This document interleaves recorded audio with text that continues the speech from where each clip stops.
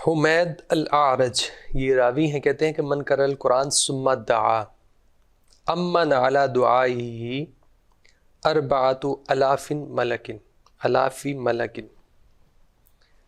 4000 فرشتے اس کے یعنی لیے. فرشتے تو ویسے ہی ہم نے احادیث میں دیکھا کہ وہ قرآن پڑھنے والوں کو ڈھونڈتے رہتے ہیں. جی جی، جہاں بھی اس اللہ محفل کا کو ذکر ہو، تلاش کرتے رہتے. قرآن پڑھا جا رہا ہو، وہاں پہنچ جاتے ہیں. جب وہ قرآن سننے کے لیے پہنچتے ہیں تو ختم قرآن کے موقع پہ تو لازماً پہنچتے ہوں.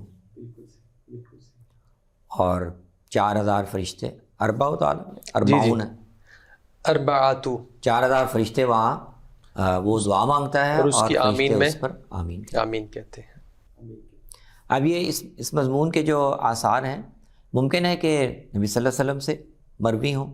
جی جی، یہ اور اس کا بھی امکان ہے کیونکہ کتاب اللہ کی تلاوت اور اس کے اجر و ثواب کے بارے میں اہل کتاب کے ہاں بھی کافی روایات ہیں.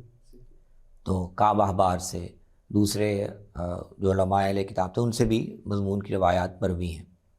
تو عین ممکن ہے کہ بنی اسرائیل کے ہاں جو ان کے آثار میں، ان کی روایات میں چیزیں بیان ہوئی ہیں، وہ اپلائی تو تورات پر بھی ہوتی ہیں، وہ جی جی جی، قرآن پر بھی بالکل ہوتی ایسے. ہیں. ممکن ہے وہاں سے آئی ہو. صحیح صحیح. تو کوئی یہ نہیں بعید از قیاس نہیں ہے. جی جی، اور یہ بھی آپ نے جیسے امکان ظاہر فرمایا کہ نبی صلی اللہ علیہ وسلم سے ہی چیزیں یہ بھی امکان ہے. آئی ہوں. لیکن ظاہر ہے کہ وہ اس کی بھی تحقیق کرنا پڑتی، دیکھنا پڑتا ہے کہ وہ نبی صلی اللہ علیہ وسلم کی طرف نسبت ہے یا نہیں.